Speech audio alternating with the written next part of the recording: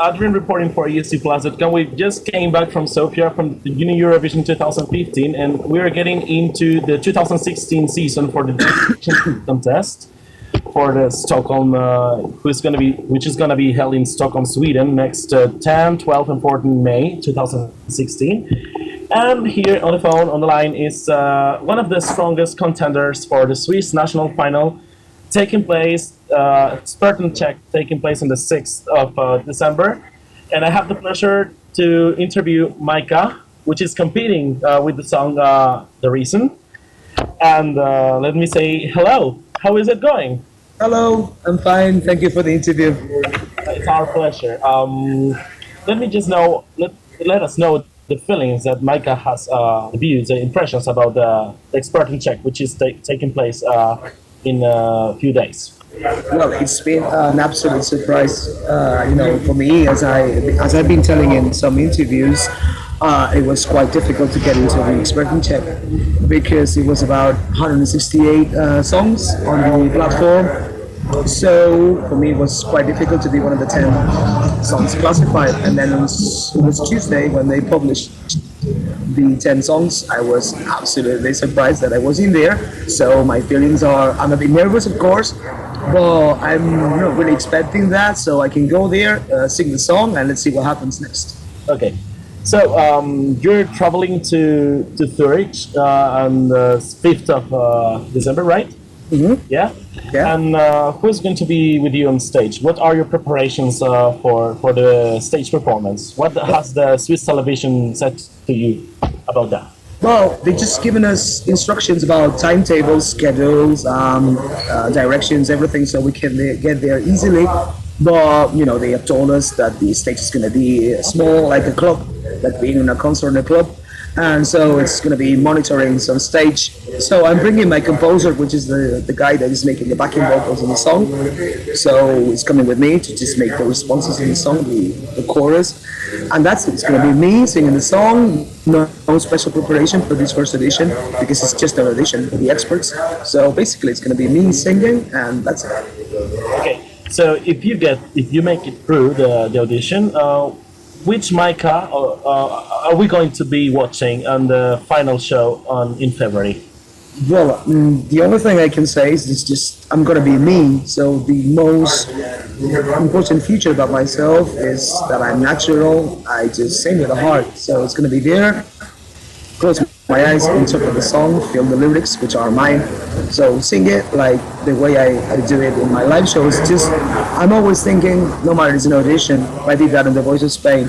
I'm thinking I am there in front of my audience. It's a small club, in the small clubs I used to perform. So I'm just thinking I'm there in a live show, putting all my heart and all myself in the song, and that's it. Just make the audience feel the song with me, and try to interact. I have a bit of connection. Yeah. It's quite difficult, but it's the most important thing, and that's what I'm going to do on the 6th of December next week. I'm going to try to look at the expert check, sing the song to them, and they can feel the song with me. To try to connect with them. And that's the task I have to do. Yeah, I know. Well, all the readers, all the viewers know that there will be a panel of experts that will be, taking notes of or checking what are your abilities to sing on stage, the presence, how are you performing. So what's the thing that the jury? What will be the thing that the jury can highlight from Maika Barbero? I think that the most important thing is my Among voice. the contestants, among the others. I think it's the voice because I'm sure that from the 19 contestants, my voice is going to be the most, let's say, not rare, but the most unexpected one. So obviously they've got a video now, a lyric video with water and lyrics and just my picture at the beginning and at the end. So they don't know if it's really me who's singing this. So I'm going to be there, I'm going to start singing, and my voice is going to be the most, not the best, not the worst, it's going to be the unexpected. So that's the thing that they have to highlight, is this is something we didn't expect to come out from that body. That's what they say in The Voice. It's like, we didn't expect to turn around and see you looking like this, which is even better. So Malu said that. One of the coaches said that. Says, I didn't expect you to be like this, but I like it even more now. So what they have to highlight is that the voice is unexpected, is quite unusual, and it's something that they say unique. So that's the most important feature they have to highlight and remark from my audition. So at the first stage of the national selection, there was a 50% televoting or 50% jury vote that made you make through to the audition in Zurich. So what would you say to the people? I mean, what would you say to the people about the message of the song that didn't know you now? I mean, who you are going to be introduced new to them? What do you mean? The message of the song, the The lyrics? message of the song. That, yeah, you can imagine that there are people that at first didn't listen to the videos on the platform internet Okay. that are going to now see the auditions because. Well, the song. Okay. You know, So in a- the song is basically, well, it's not a love song. It's just a song that is talking about. Johnson, right? Is a reason. Yeah, it's called the reason because it's somebody that is asking to herself or himself why a personal relationship, it can be friendship or love. It's a personal relationship. It's just finished, and this person doesn't know exactly which was the reason that everything went bad. And the message, the important message of the song is that as soon as you got a problem with somebody, don't take anything for granted. So just go and talk about it, and don't underestimate the power of words, because life is too short to be angry. So if you got a problem with somebody and you still miss that person, go and solve the problem, because you never know what happens in 5 minutes. So just words are really powerful, and just go there, solve the problem, and that's it. So it's like I say, it's don't take life for granted, and never underestimate the power of words. It's really important just to be connected with people and not let anger rule your life. Okay, beautiful message, I guess. As for the TV performance on the final show, if you reach the final show, Spanish audience could see you in The Voice of Spain, the first series of the TV program, and you got to manage to use LED screens in a studio, cameras, lights, LED screens, all of this material. If you reach the final in Kreuzlingen in the arena, are we gonna be seeing like LED backdrop with the raining stuff, or like the lyric video, or what can we expect from that performance? What would Well, I haven't really thought about LED screens or using the rain image, because for the lyric video, for me, it was the most suitable image. It's like this image of sadness, of everything, just thinking. It's overthinking too much about things. Yes. But I'm not really sure about what to do if I ever get to the Entscheidungs Show. So the gross Entscheidungs Show. So the thing is that obviously, if I reach there, it has to be. I presume it will have to be according to the Swiss SRF regulations and everything. So it has to be something agreed between each other. But the most important thing for my performance in TV, and obviously if I go to Sweden, it's gonna be just even more massive. It's lights, cameras, darkness, shadows. That's the most important feature about myself. I don't think that at the beginning, probably I should be in a dark position, not really showing myself.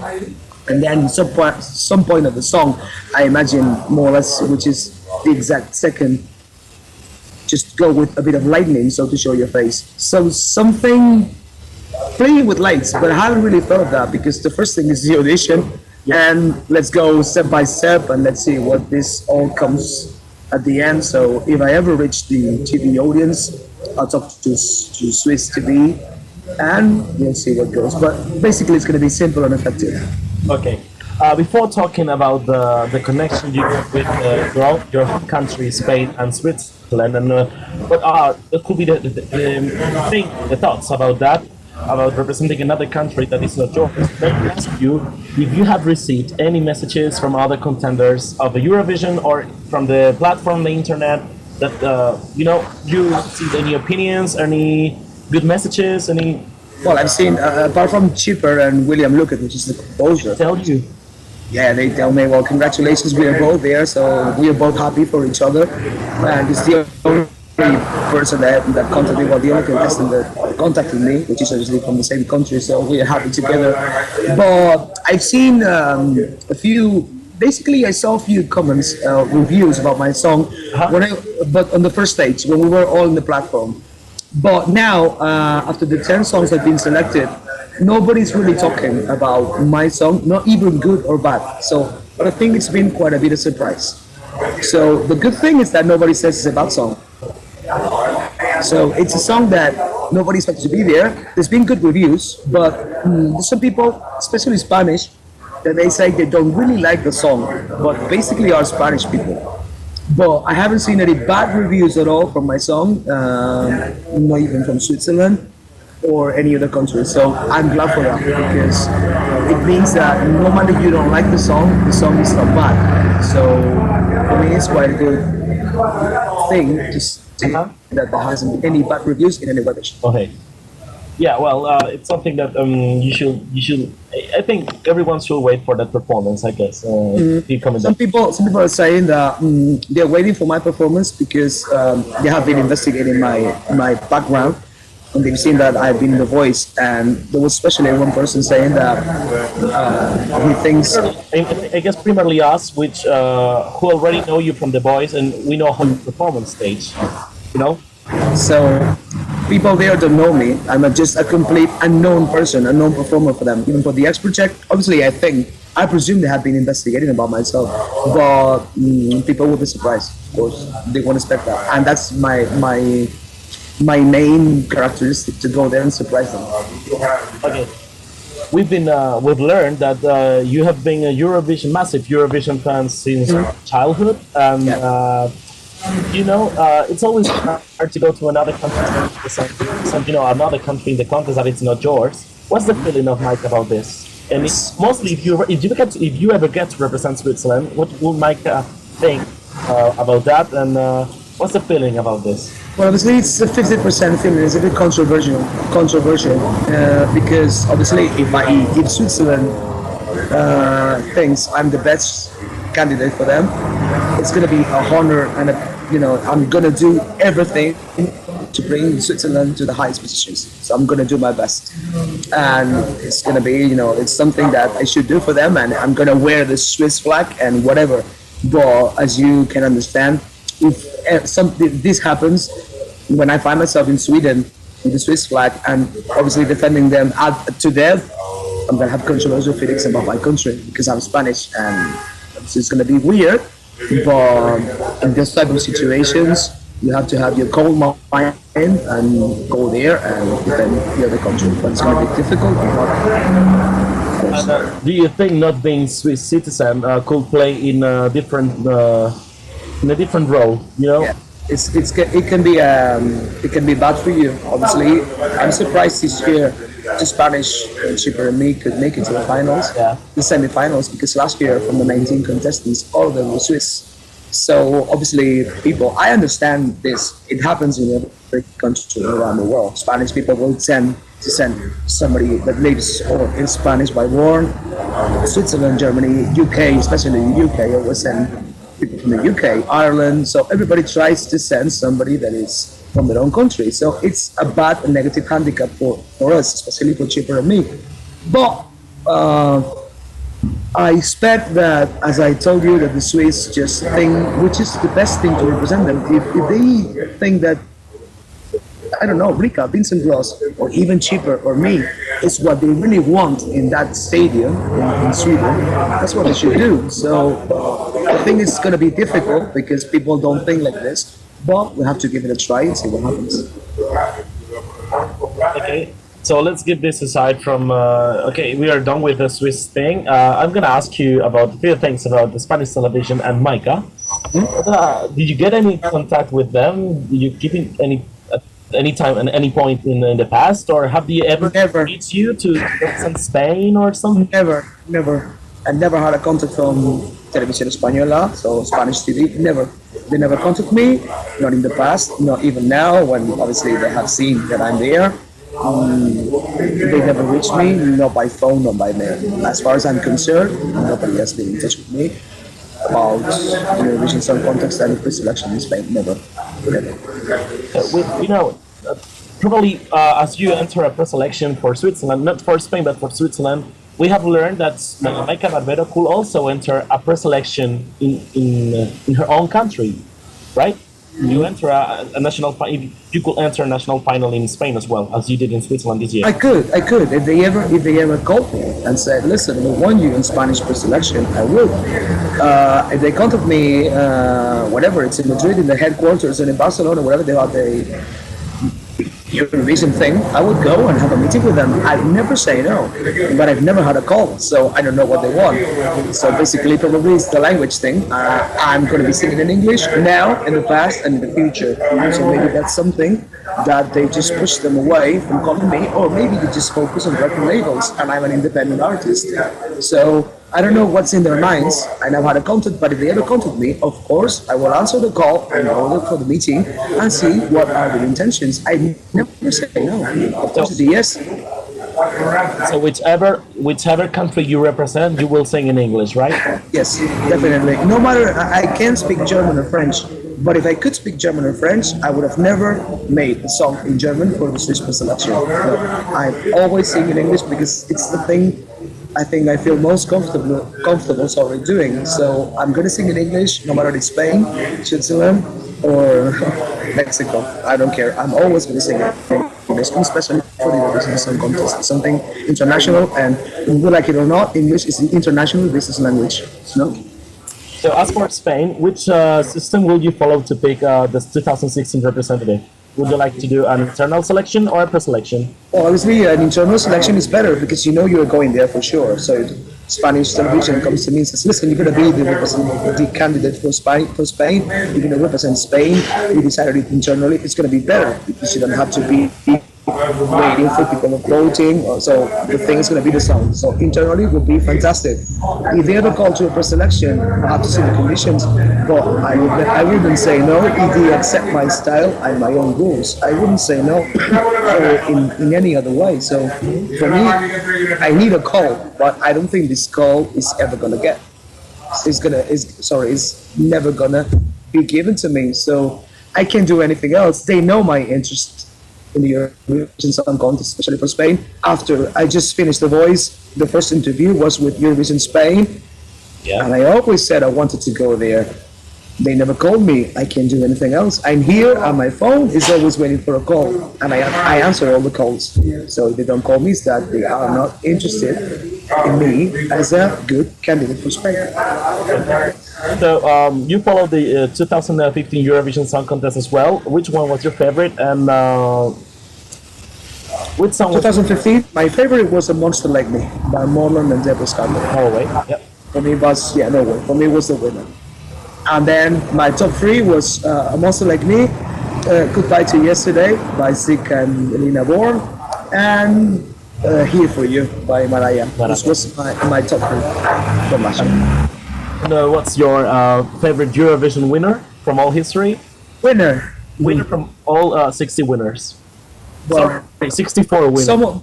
Most of the times, the winners are not my favorites. Yeah, that could happen. May happen. Yeah. If I ever have to choose a winner from the recent times, I would say that Loreen was a fantastic winner. It was everything, the whole pack. So dancing, stage presence, song was also. I'm a rock singer, and dance is not my style. I have to say that it was absolutely fantastic. But there's been good winners around the history of Eurovision. I would say Johnny Logan with "What's Another Year" was a good song. Celine Dion was a good song. Was really 80s. Or from the recent times, a winner would be for me Loreen. Yeah. And a favorite rock song? Well, there hasn't been really rock songs, but if I have to choose one, it's not really rock, but Love Bugs from Switzerland, 2009, which was in a new wave style with The Highest Heights, was a good song. But also a good rock song was 2007, Norway, Wind One with "In My Dreams." That was a good rock song. Yeah. Come on. Come on. That's it, yeah. Now it's lonely. Entry, I guess. Really Bon Jovi style. The looks were really glam, but the song was really a little bit. Bon Jovi, so that's a good rock song. And then obviously it's not rock, but in this line of a ballad would be "Common Linux" with "Common to the Story." So to put an end to this interview, we say luck. Thank you. Because from all these plus team, what could you say to the viewers, to the listen, to the people who are listening to this interview, to the people who are reading the article on esc-plus.com, to vote for you, and if they are in Switzerland, if you make it through to the final show? If I ever make it to the final TV show in Switzerland, I would say the Swiss residents and everybody living in Switzerland, no matter if they're Swiss or not, that they have to vote what they feel. So they consider one song is their best option to go to Eurovision, vote for them, but vote it by feeling. So obviously it's 19 candidates we're going to make, well, it's going to be 6 there. So if 6 are Swiss, they have to choose which is the best option. But they have to follow their heart, close their eyes, and think which song, which voice, which performance can make Switzerland reach a better position than in the last 10 years. But they have to go whatever they like it. So if either it's me or not, I'm going to be happy with the results. So they just have to try and bring the song that they think suits their expectations and try to reach this, let's say, top 10 that it's been resisting for Switzerland in the last 10 years. Perfect. Hope they have listened to you. And as I said before, very best of luck, and see you in February. Oh, of course. I hope so. Thank you very much for the interview. Thanks to you, Maika.